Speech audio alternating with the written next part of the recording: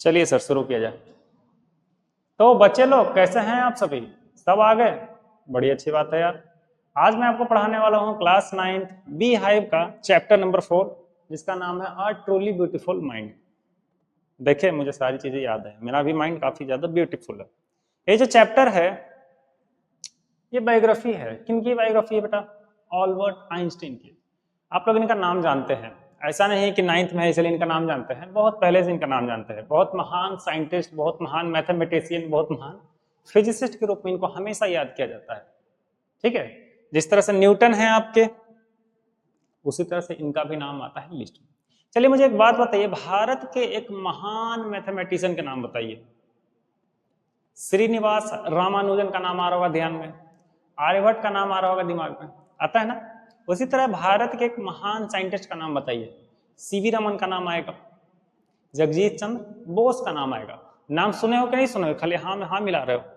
देखिए तो इनके बारे में हम पढ़ते हैं। ये ऐसे बंदे हैं जो न्यूटन की थ्योरीज को गलत साबित कर दिए। ठीक है ना?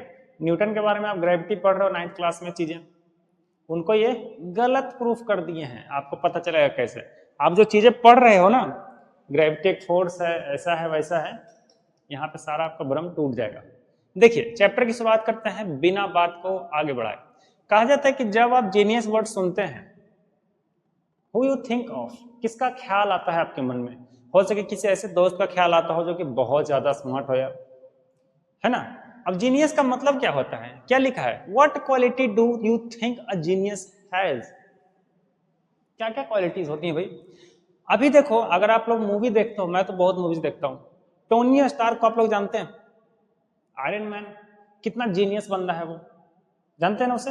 बस उसको बोलते हैं जीनियस, जो हर प्रॉब्लम का सॉल्यूशन निकाल सके, मैथमेटिकल माइंड हो, एकदम फट फट एकदम काम कर सके। ठीक है ना? जल्दी जल्दी डिसीजन ले सके, उसको बोलते हैं अपन जीनियस। और ना कि सिर्फ क्वेश्चन आंसर बनाने में, रियल लाइफ में भी जीनियस होते हैं। रियल लाइफ के प्रॉब्लम बहुत अलग होते हैं, मैथमेटिक्स और साइंस का प्रॉब्लम बिल्कुल अलग होता है। रियल लाइफ के प्रॉब्लम आपको आ जाएंगे, काफी सारी चीजें मैनेज करनी पड़ जाएंगी एक साथ में, परिवार, रिलेशनशिप, दोस्ती, कभी कभी पैसे की दिक्कत हो जाएगी, तो सारी चीजें जो मैनेज कर सकता है ना, वो बंदा होता है जीनियस। ठीक है ना? सिर्फ पढ़ाई में जीनियस नहीं होते हैं। आइए देखिए, कहा जाता है कि हम लोग जो है अभी एक जर्मन सिविल सर्वेंट के बारे में पढ़ने वाले हैं जिसने दुनिया हिला के रख दी, took the world by a storm, पूरी दुनिया में आंधी ला के रख दी अपने कुछ रिसर्च के पेपर से।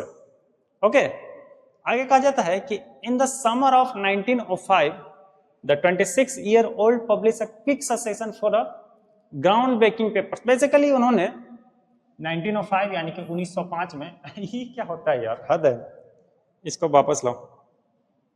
1905 में उन्होंने क्या किया था, कुछ ऐसे पेपर पब्लिश करे थे फिजिक्स के फील्ड में जो कि पूरी दुनिया ने पढ़ा, और पूरा जो साइंटिस्ट का ग्रुप रहता है ना, वो हिल कर आ गया कि अरे बाप, तो बड़ा ही क्या बोलते हैं, रेवोल्यूशनरी चीज है, बड़ा ही क्रांतिकारी चीज है।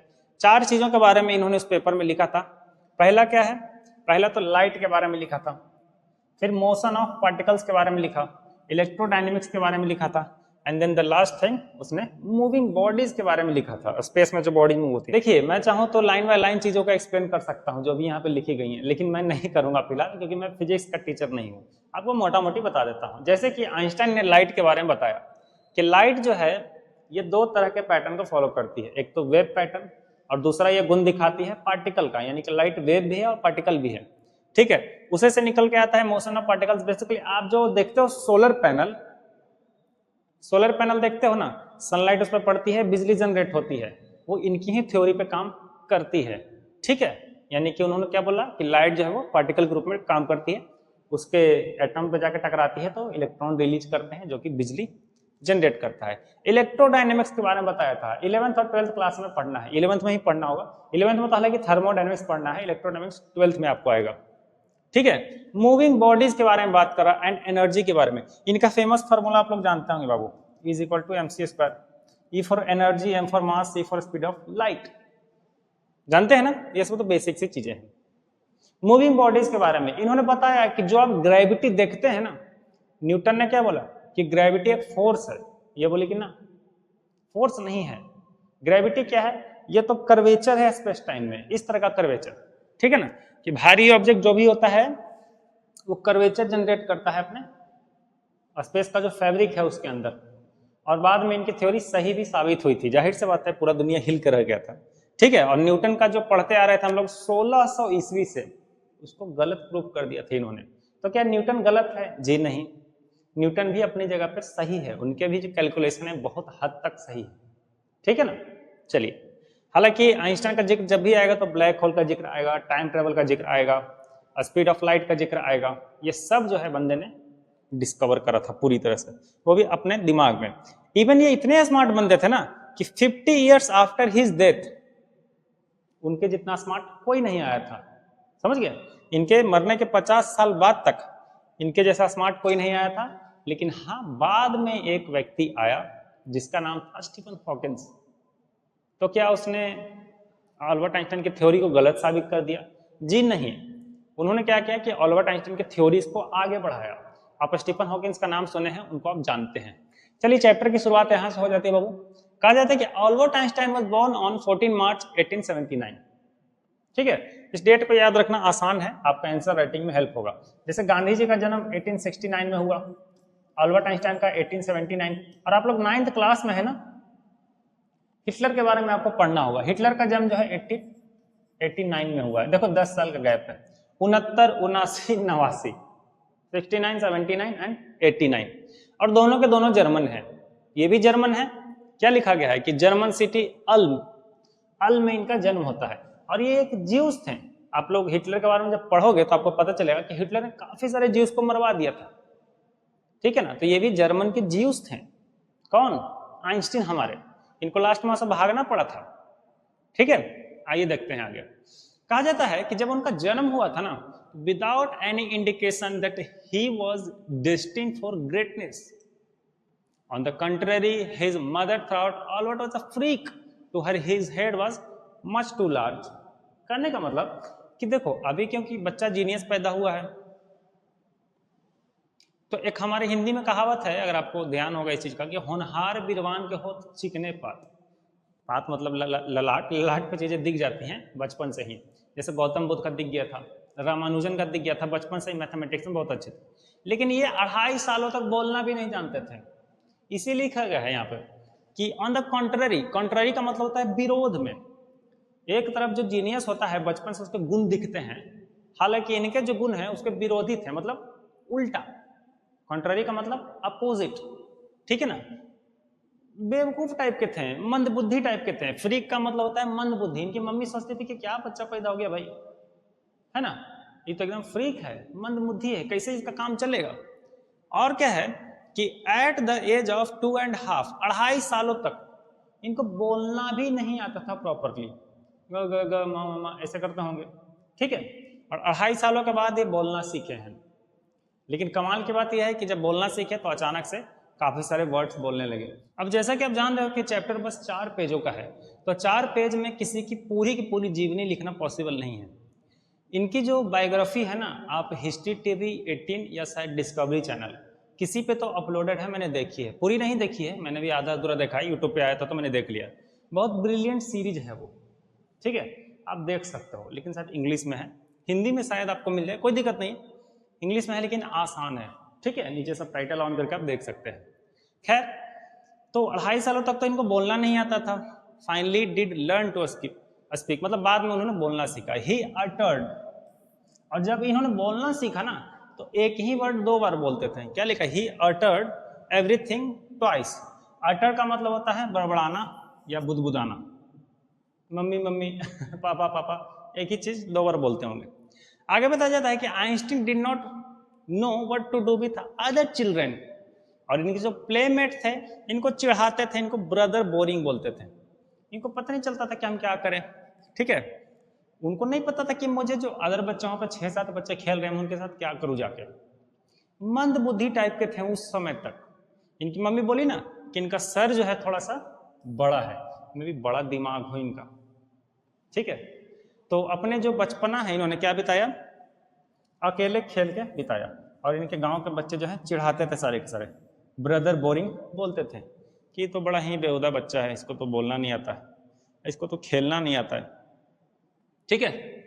आगे देखिए, हालांकि यहाँ पे पूरी चीज नहीं बताई गई है, काट काट के बहुत सारा लिखा गया है।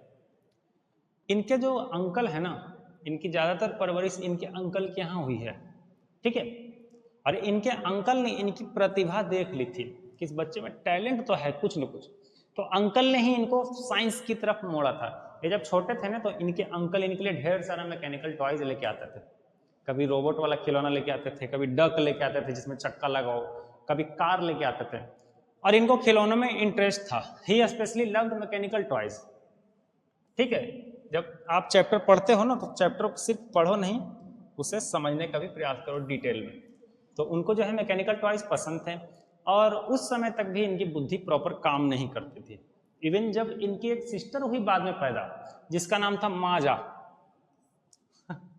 माजा कौन नाम रखता बच्चों का यार, माजा तो पीने वाला होता है। तो जब इनकी सिस्टर पैदा हुई माजा, तो मम्मी गोद में लेके आई बच्ची को दिखाने के लिए कि देखो बेटा तुम्हारी बहन हुई है। तो बोले कि सुंदर तो है लेकिन इसके चक्के कहाँ हैं, चक्के खोज रहे हैं बच्ची में, ठीक है ना। तो आप ये कह सकते हैं कि इनके जो है उस समय तक दिमाग नहीं था। देखो यहाँ पे लिखा ना, fine but where are her wheels, कहाँ है इसके चक्के, ठीक है। ये कुछ कहानियां हैं उनके बचपन की। एक बार इनके हेडमास्टर ने इनके बाबूजी को पीटीएम में बुलाया। पीटीएम जानते हैं ना, पेरेंट टीचर मीटिंग। बहुत बेकार लगता है बच्चों को वो सब, ठीक है ना। मुझे भी नहीं पसंद था जब मैं छोटा था। तो पीटीएम में इनको बुलाया जाता है। इनके हेडमास्टर बोलते हैं कि देखो ऐसा है, उनके बाबूजी को बोलते हैं कि मुझे नहीं लगता कि आइंस्टाइन कुछ जीवन में कर पाएगा, ठीक है। यही पे लिखा गया है, he'll never make a success at anything, मुझे नहीं लगता, ठीक है।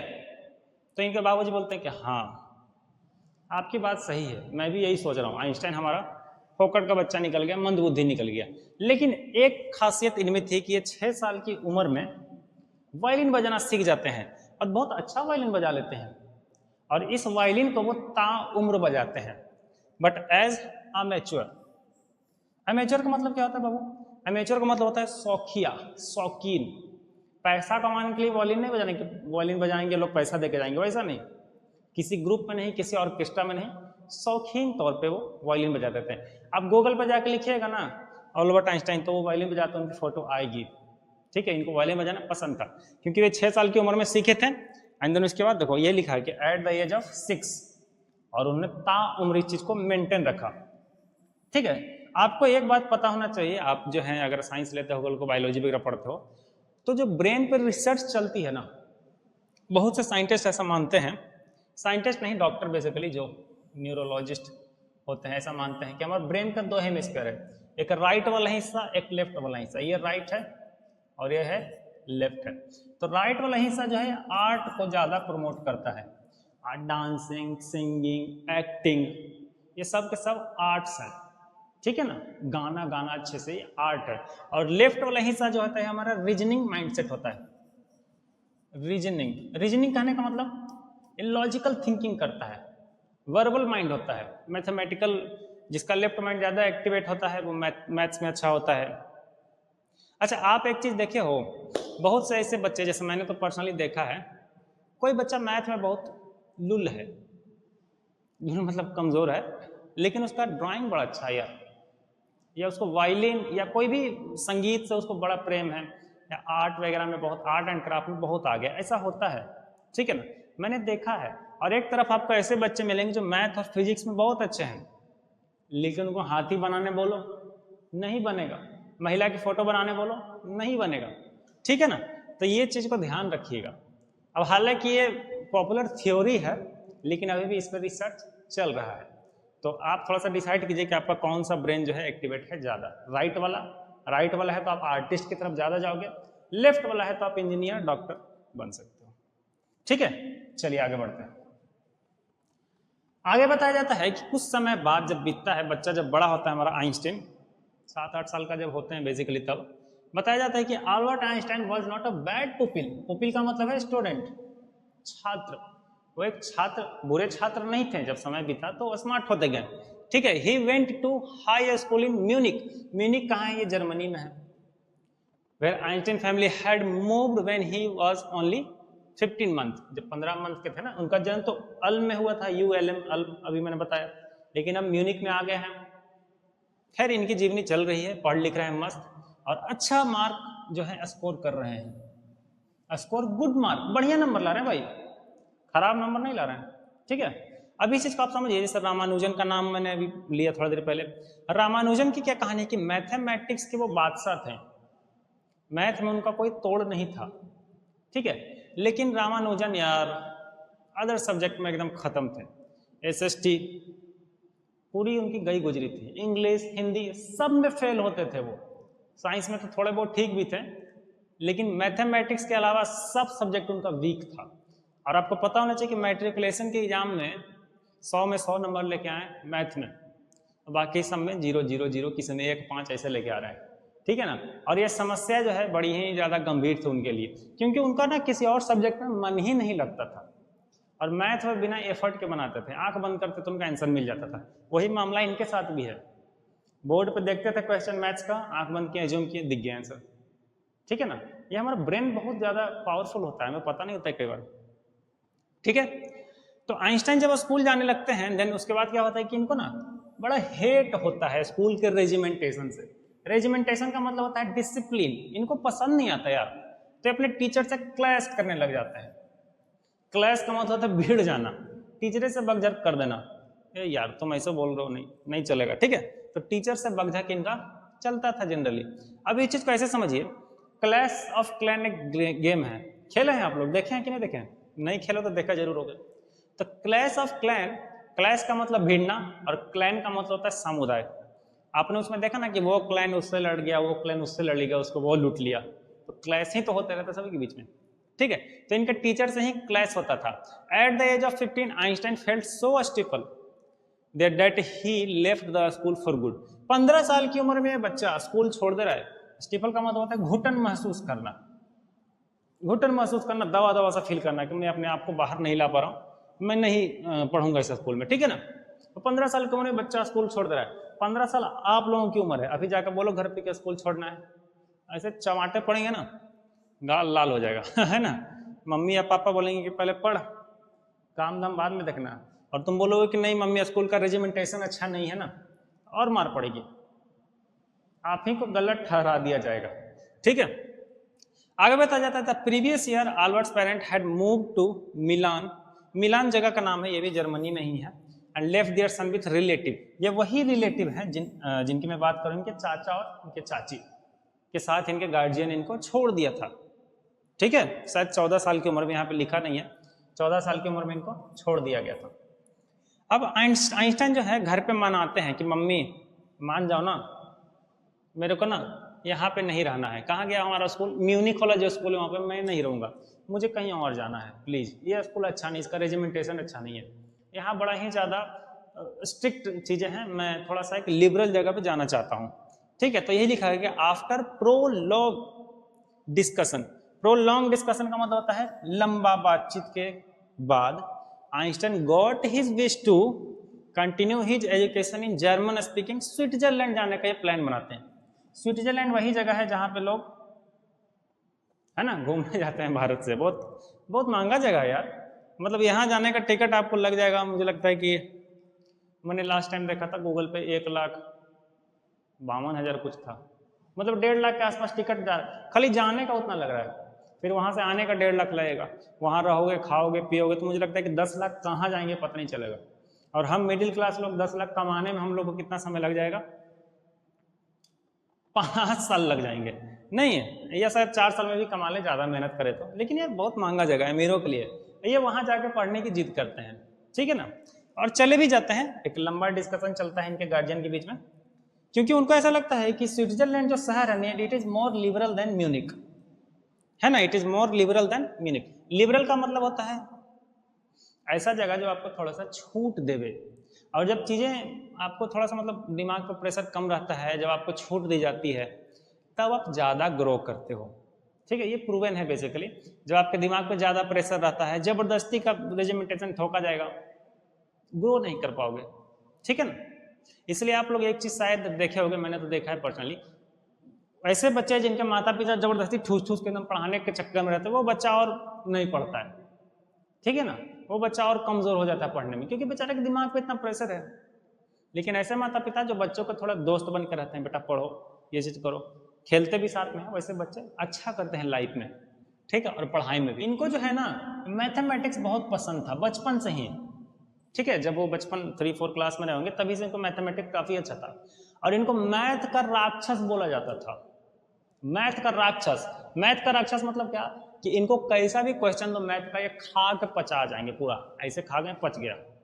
ठीक है, कोई चीज इनसे बचती नहीं थी, मतलब ये क्वेश्चन देखने के साथ साथ आंसर दे देते थे उसका। लेकिन बाद में इनके चाचा ने बोला कि देखो बेटा ऐसा है, थोड़ा सा फिजिक्स पे भी ध्यान दो, ये भी मैथ के जैसा ही है। मैंने आपको शुरू में बताया था लेकिन चाचा ने इनकी प्रतिभा पहचानी थी और इनको साइंस की तरफ धकेल दिया था, वहीं से चीजें शुरू हुई। तो मैथ तो पसंद था ही, फिजिक्स की तरफ ये जा, क्योंकि मैथ और फिजिक्स एक ही चीज है लगभग, अगर आप देखते हो 11th-12th में तो चीजें आपको पता चलेंगी। ठीक है ना, मैथ न्यूमेरिकल है और फिजिक्स भी न्यूमेरिकल होता है, मतलब 80% फिजिक्स तो न्यूमेरिकल है, थ्योरी काफी कम है उसमें, फिर ज्यादा थ्योरी आपको केमिस्ट्री में मिलेगी। ठीक है, तो वही बताया जाता है कि after finishing school he decided to study at university in Zurich.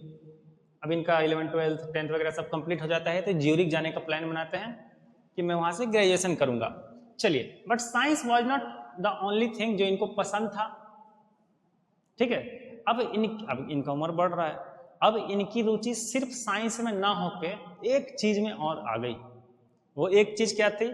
Mileva Maric, इनकी पहली वाइफ। पहली वाइफ में क्यों बोल रहा हूँ, क्योंकि इनसे शादी होती है और बाद में रिश्ते खराब होते हैं। देखिए, तो यहाँ पे एक लाइन लिखा गया है, ये देखिए थोड़ा समझिएगा। कहा जाता है कि but science was not the only thing that appeal to the dashing young man with walrus moustache. Walrus देखे हैं? वॉलरस, हाँ, वॉलरस एक पानी में रहने वाला जानवर है। ठीक है, उसकी मूछें भी ऐसी होती हैं बेसिकली। तो यही बताने की कोशिश किया गया है कि ये जो बंदा है ना, डैशिंग हो गया, यंग हो गया, जवान हो गया, और ये मुस्टाच रखे हुए हैं। इनके यंग का फोटो आप लोग देख सकते हैं बुक के अंदर। तो इनका वॉलरस का जो है मुस्टाच है वॉलरस के जैसा। और इनको जो है एक लड़की में इंटरेस्ट आ जाता है जिसका नाम है मिलेवा मैरिक, जो कि जर्मन की नहीं थी। ठीक है, वो लड़की थी कहाँ की? सर्बिया की। सर्बिया कहाँ है? रसिया में। इसलिए यहाँ पे लिखा है कि यंग सर्ब, सर्बिया की लड़कियों को सर्ब बोला जाता है, जैसे इंडिया के लोगों को इंडियन बोला जाता है। ठीक है ना, और पाकिस्तान के लोगों को जैसे क्या गरीब बोला जाता है। चलिए, तो he found to be a clever creature. आपको पता होना चाहिए कि इनकी जो वाइफ है ना मिलेवा मैरिक, बहुत बहुत पढ़ने में तेज थी और यही चीज उनको पसंद आता है। इनकी वाइफ जो है ये भी आर्ट एंड क्राफ्ट को सपोर्ट करती थी, साइंस को सपोर्ट करती थी, ग्रोथ को सपोर्ट करती थी, कंजर्वेटिव माइंडसेट की नहीं थी, ग्रोथ माइंडसेट की थी। ठीक है ना। चलिए, तो इनका तो काम हो गया खत्म भैया, अब चिट्ठी विट्ठी लिखेंगे। हाँ, तो यहाँ पे बेसिकली एक पॉइंट बनाने की कोशिश किया गया है कि क्यों वो महिला जो थी मिलेवा मैरिक वो यहाँ पे पढ़ रही थी ज्यूरिक में। ज्यूरिक ही था ना? हाँ, ज्यूरिक था। क्योंकि उस समय ना सब जगह महिलाओं को डिग्री नहीं दी जाती थी, तो यही बताया गया है कि Zurich was one of the few in Europe जहाँ पे महिलाओं को डिग्री दी जाती थी। Einstein saw in her an ally against the Philistine. अब एक वर्ड आ गया फिलिस्तीन। फिलिस्तीन ऐसे लोगों को बोला गया है जो आर्ट एंड क्राफ्ट को सपोर्ट नहीं करते हैं, साइंस को सपोर्ट नहीं करते हैं, पुरानी सोच वाले। तो इनकी जो महिला थी ना, ये अलाई अगेंस्ट फिलिस्तीन थी। अलाई का मतलब होता है दोस्त, अलाई अगेंस्ट का मतलब हो गया दुश्मनी। दुश्मनी करते थे ऐसे लोगों से जो पुरानी सोच की थी। आइंस्टाइन भी तो ऐसे ही है। तो मैंने पता ना कि जब सेम माइंडसेट के लोग मिलते हैं तो प्यार वगैरह जो है हो ही जाता है। अब लव का चैप्टर बहुत लंबा है, ठीक है ना। कभी कभी ऐसे भी लोग से प्यार हो जाता है जो ठीक आपके अपोजिट होते हैं, तो ऐसे में फिर क्लैश होता है। क्लैश का मतलब मैंने बताया आपको, बाल पकड़ के नोच देने इसको बोलते हैं क्लैश करना। तो वहाँ पे लड़ाइयाँ होती है, रिश्ते टूटते हैं। अब दोनों का जो है लव चल रहा है भाई। आगे देखिए क्या होता है। The couple fell in love, letter वगैरह देखो दोनों को दिए जा रहे हैं। अब इंटरनेट तो था नहीं, व्हाट्सअप तो था नहीं, तो चिट्ठियाँ दी जा रही हैं, ठीक है ना। तो चिट्ठी दिया गया अफेक्शन इनटू वर्ड्स, तो आइंस्टाइन ने उनको जो है चिट्ठियाँ लिखी। अब चिट्ठी भी लिखना नहीं आता बंदे को ढंग से, देखो पढ़ा लिखा बंदा है ना, स्मार्ट बंदा है, साइंस वाइंस को लेकर थोड़ा प्रेरित है, तो साइंस वाली चीज़ें चिट्ठी में घुसा रहा है। आप एक मूवी देखो, अपरिचित मूवी, अम्बी वाला, उसमें नंदनी को लेटर लिखता है तो कैसे लिखता है? सीना 52 इंच दिन में 2 बार ब्रश करता हूँ, ऐसे करता हूँ, ऐसे करता हूँ, मतलब जैसे कि बायोग्राफी वो लिख रहा है क्या, बायोडाटा, वैसे लिख के भेज देता है। तो ये भी देखो क्या लिख रहे हैं चिट्ठी में। अफेक्शन का मतलब होता है बाबू लगाव, और टेंडरनेस का मतलब होता है नाजुकता, नाजुकपना। तो इन्होंने जो है साइंस की टेंडरनेस घुसा दी उसमें। और क्या लिखा देखो, लिखते हैं कि how happy and proud I shall be when we both have brought our work on relativity to a victorious conclusion. कि सोचो कितना मजा आएगा जब मैं और तुम मिलके साथ में काम करेंगे और थ्योरी ऑफ रिलेटिविटी की मतलब उसके ऊपर काम करेंगे। बेसिकली यही बताने का प्रयास किया गया है। अब पढ़ती हैं, अब शायद उनको भी ये अच्छा लगता है कि चलो बंदा जो है कम से कम काम को लेकर सीरियस है। अब लड़कियों को ऐसे लड़के पसंद होते हैं, ठीक है ना, जो काम को लेकर सीरियस होते हैं। अब वो दिखाएंगे भले कि नहीं मुझे नहीं पसंद है, वो तो सिर्फ काम को समय देता है, मुझे समय नहीं देता है, लेकिन लड़कियों का एक्चुअल में ऐसे लड़के पसंद होते हैं, ठीक है ना, जो बिजी हों, काम वाले हों, मेहनती हों। चलिए, अब इन 1900 एट द एज ऑफ 21 वो ग्रेजुएट हो जाते हैं, ठीक है, 21 साल की उम्र में ये ग्रेजुएट हो जाते हैं। और एक चीज और हो जाते हैं साथ साथ में, जो भारत के आधे से ज्यादा युवा हैं अभी, वो क्या है, वो है अनएम्प्लॉयड, बेरोजगार हो जाते हैं। तो ठीक है, कोई दिक्कत नहीं, आगे बढ़ते हैं। तो 2 सालों के बाद इनको जॉब लगती है। जॉब लगती है कहाँ, बर्न में। बर्न कहाँ है बाबू, ये भी जर्मनी में है, ठीक है। तो बर्न में इनकी जॉब लगती है। कहाँ पे जॉब लगती है, पेटेंट ऑफिस में। देखो सरकारी नौकरी लग गई बंदे की। बंदा स्मार्ट तो है भाई, मेहनती है, साइंस पसंद है, मैथमेटिक्स पसंद है, इसकी गर्लफ्रेंड भी है और अब जॉब भी लग गई। अब तो शादी एकदम पक्का ही होगा, ठीक है ना। तो पेटेंट ऑफिस क्या होता है बेसिकली समझिएगा। पेटेंट ऑफिस में इनका जॉब लग गया, ठीक है। पेटेंट का मतलब क्या होता है, जैसे कि मैं विशाल सर, मैंने एक पेन बनाया। अब एक ऐसा पेन है जिसका स्याही कभी खत्म ना होगा, इसका इंक कभी खत्म नहीं होगा, कितना भी लिखिए इससे, ठीक है। तो मैंने ऐसी टेक्नोलॉजी बना दी मान लो, अब मैं जल्दी से इसको पेटेंट करवा लूंगा अपने नाम पे, ताकि कोई मेरा और आविष्कार ना चुरा ले, ठीक है। अब जब मैं पेटेंट कराता हूं तो मुझे 20 सालों का अधिकार मिल जाएगा, इसका मैन्युफैक्चरिंग का और इसका डिस्ट्रीब्यूशनशिप का, ठीक है ना। इसको बोलते हैं पेटेंट करवाना, ओके, आसान है। आगे बताता है कि Einstein was actually developing his own ideas in sector. तो वो ऑफिस में तो काम कर रहे थे, लेकिन अपने आइडियाज के ऊपर भी काम कर रहे थे, ठीक है ना। मैंने बताया कि फिजिसिस्ट रहे भैया। हालांकि जब ये आगे एक लाइन मैंने मिस कर दिया, आपको बताया नहीं कि जब ये बेरोजगार थे अपने समय में, तो उस समय क्या क्या प्राइवेट क्लासेस लेते थे, बच्चों को ट्यूशन पढ़ाते थे, उससे कुछ अर्निंग कर लेते थे, ठीक है ना। पढ़ने में तो अच्छे थे ही। आज हम लोग क्या करते हैं कि जैसे हम लोग 12th किए, अब लगा कि नहीं कुछ पैसा चाहिए अपने को, 4000, 5000, 6000, 10000, तो हम लोग भी क्या करते हैं, बच्चों को ट्यूशन पढ़ाने लग जाते हैं। क्यों नहीं पढ़ाएंगे भाई, हम जानते हैं चीजें। अगर आप 12th क्लास में हैं, आपको अच्छा फिजिक्स आता है, अच्छा साइंस आता है, सारी चीजें आती हैं, तो 8th क्लास के बच्चे को क्या दिक्कत है मैथमेटिक्स पढ़ाने में, उसके पैसे भी मिलने वाले हैं। सोचिए 4000, 5000, 6000 इजिली कमा सकते हैं। तो वही इन्होंने करा उस समय, ठीक है। बाद में इनकी जॉब लगी।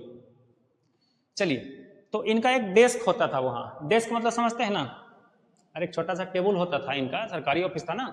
तो वहां पे जो है काफी सारे इनके ड्रॉअर के अंदर कागज रखे होते थे।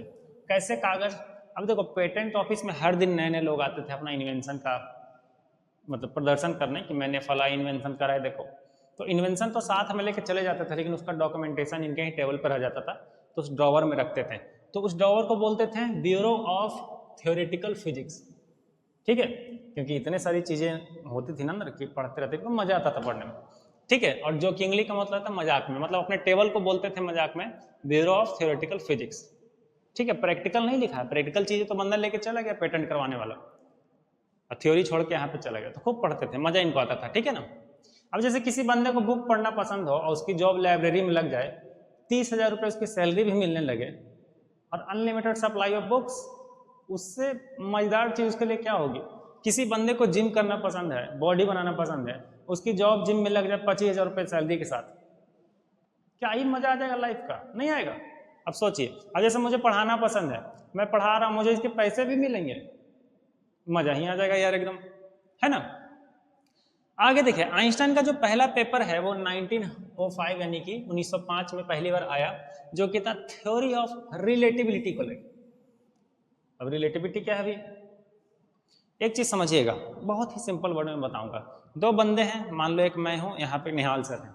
निहाल सर को एक रॉकेट में बिठा के भेज दिया गया चांद के पास, और वो रॉकेट की स्पीड कितनी है, लाइट की स्पीड से चल रही है। लाइट के स्पीड से चांद पे गए, फिर वहां से वापस आ गए, ठीक है ना। तो हम दोनों जो घड़ी पहने होंगे ना, घड़ी, इस घड़ी में अगर टाइम मिलाओगे तो मेरी घड़ी ज़्यादा चली होगी, उनकी घड़ी स्लो हो गई होगी। इनका कहना था according to theory of relativity, relatability नहीं, रिलेटिविटी ठीक है ना, कि जब कोई चीज़ जिसका या तो मास बहुत ज़्यादा हो, मास मतलब वजन, जैसे ब्लैक होल, या जब कोई लाइट के स्पीड से चल रही हो तो उसके लिए समय जो है रुक जाता है, बेसिकली स्लो हो जाता है। आप लोग एक मूवी देखे होंगे और अगर नहीं देखे हैं तो देख लीजिएगा, उसका नाम है इंटरस्टेलर, ठीक है ना, क्रिस्टोफर नोलन की मूवी है, बड़ी अच्छी मूवी है। उसमें वो बंदा ब्लैक होल के पास चला जाता है और वहां पे लगता है कि 3 घंटे के आसपास, 3.5 घंटे के आसपास बिताता है, और धरती पे तब तक 70 साल बीत जाते हैं। इसकी एक छोटी बेटी रहती है 7-8 साल की। अब पता है जब ब्लैक होल के पास से वो होके आता है ना, तो इसकी बेटी 90 साल की हो जाती है।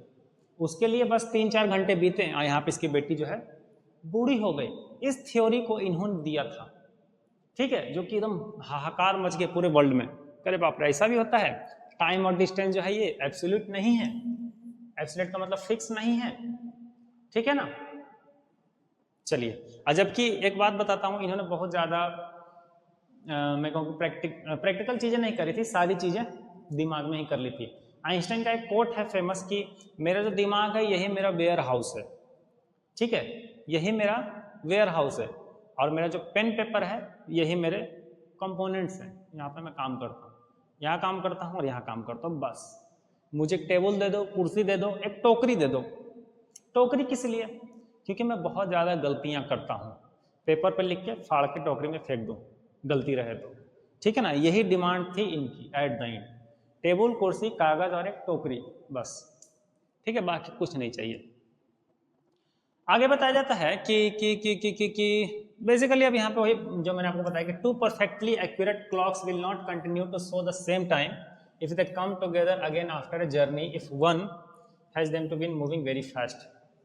वही मैंने बताया, निहाल सर जाएंगे, उनके लिए समय कम बीतेगा, मेरे लिए समय ज़्यादा बीतेंगे। अगर निहाल सर लाइट के स्पीड से एकदम ट्रैवल करते हैं 6 घंटे तक और वापस आते हैं, तो हो सके कि मैं तब तक बूढ़ा हो चुका हूँ, 80 साल का हो चुका हूँ, ठीक है ना। निहाल सर के लिए बस 6-7 घंटे बीतेंगे। दूसरा ये यहाँ पे देखिए बताया गया कि E=mc²। इनका दूसरा फॉर्मूला था मोस्ट फेमस फार्मूला। अब ये बेसिकली हम लोग कई बार देख लेते हैं हर जगह, लेकिन एक बहुत ही बड़े थ्योरी का ये छोटा सा पार्ट है, ठीक है ना, बहुत बड़े थ्योरी का छोटा सा पार्ट है ये बस। आइए आगे बढ़ते हैं। हाँ जी भैया, आगे बढ़ते हैं। आगे बताता है कि जब आइंस्टाइन यहाँ पे ग्रो कर रहे थे, बहुत ज़्यादा जब ग्रो कर रहे थे, जब इनका नाम हो रहा था, ख्याति प्राप्त कर रहे थे ना, तो इनका प्राइवेट लाइफ जो है थोड़ा अच्छा नहीं चल रहा था। अनरेवलिंग, अनरेवलिंग का मतलब होता है बिखर जाना, ठीक है, टूट जाना, और दिक्कतें इनको भी आती है। देखो एक बात बताता हूँ, प्राइवेट लाइफ से हर कोई परेशान होता है, प्राइवेट या पर्सनल लाइफ जो भी कहो, उससे हर कोई लगभग परेशान रहता है।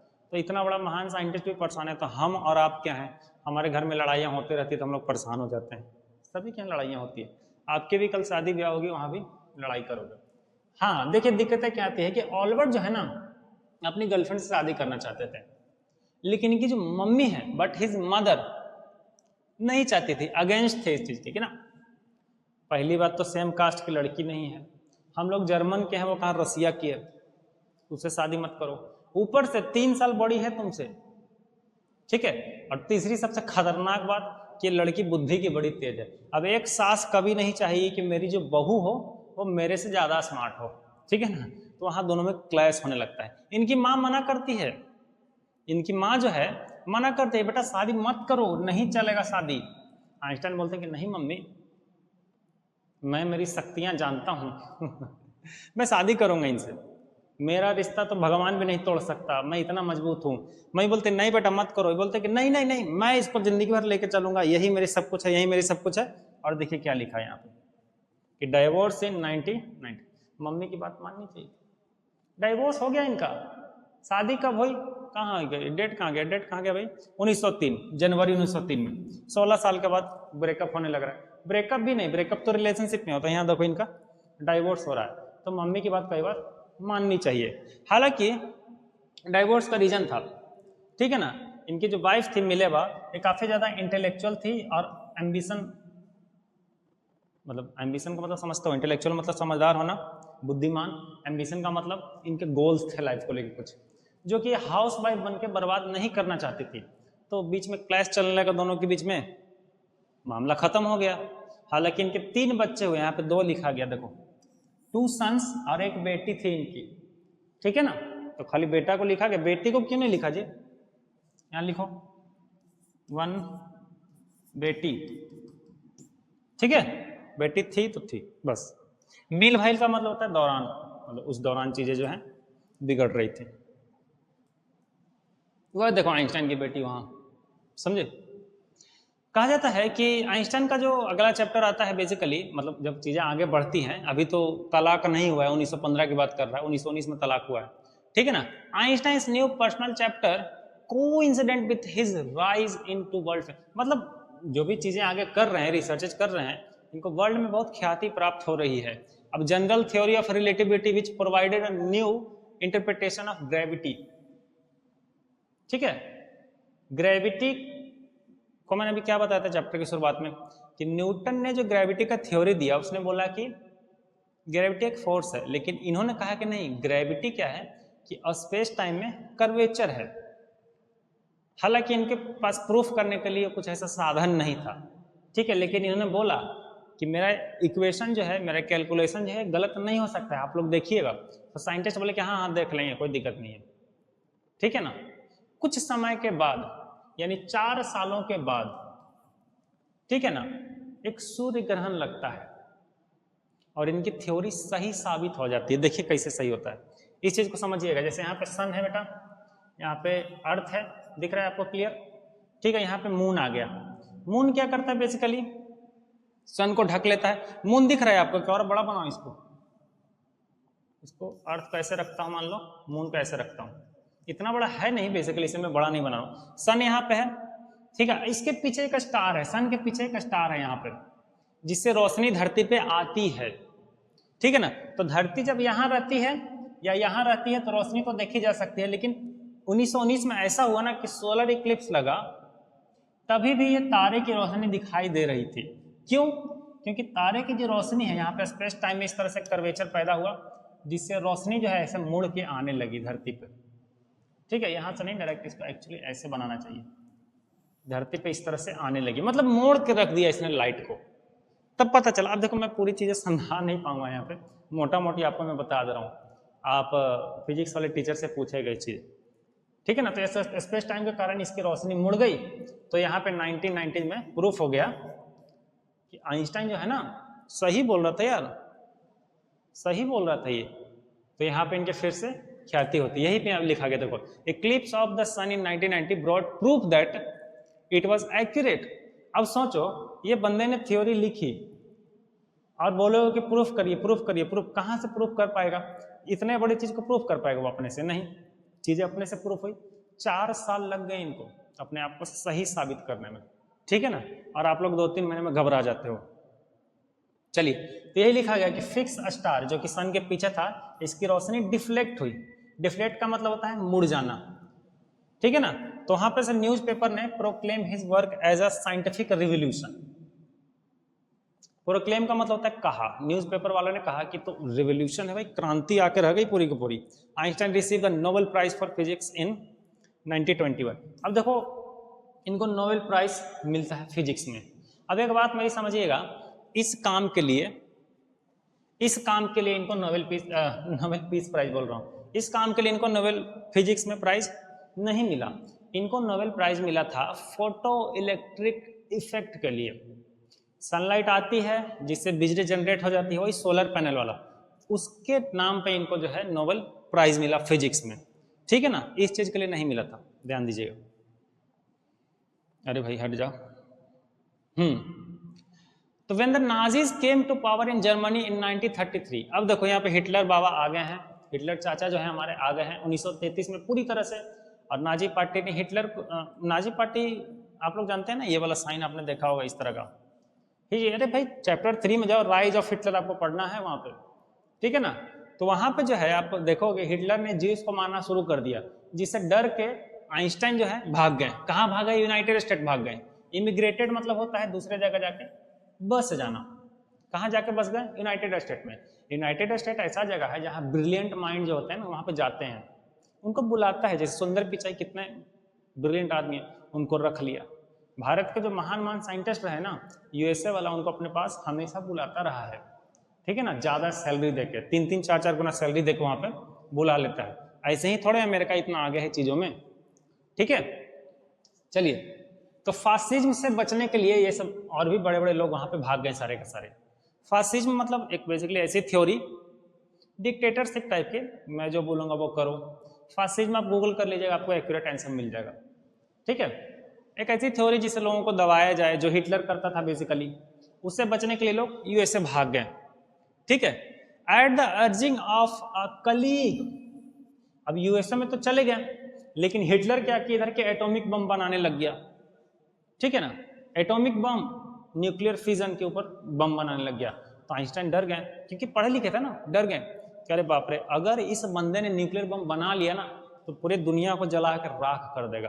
तो इन्होंने एक कलीग के रिक्वेस्ट पे, वहाँ के जो राष्ट्रपति थे, जो वहाँ के प्रेसिडेंट थे, फ्रैंकलिन डी रूजवेल्ट, 1942 या 1930, हाँ 1939 में, 1939, जाहिर सी बात है पहले की बात है, लेकिन बनने में समय लग गया था, क्योंकि आपको पता है कि 6 अगस्त 1945 और 9 अगस्त 1945 को जापान पर बम गिरे, तो 1945 में जाके वो बम बना था, एंड देन उसके बाद चीज़ें सेटल हो गई, वर्ल्ड वॉर 2 खत्म हो गया।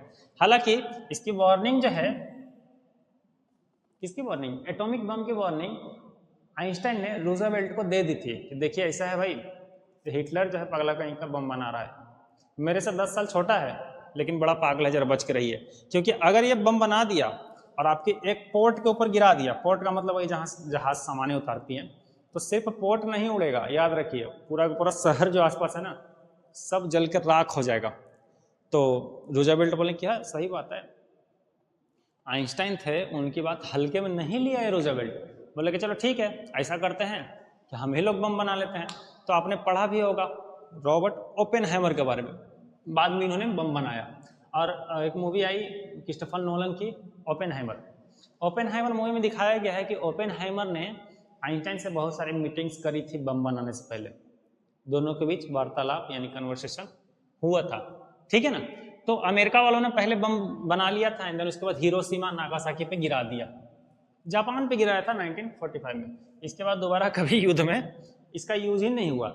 आज के जो एटॉमिक बम है ना, वो हिरोशिमा और नागासाकी वाले बम से 100 गुना ज़्यादा पावरफुल है, 100 गुना। अब इन दोनों जब मरे लोग 10 लाख से ज़्यादा लोग मर गए सब जापान के।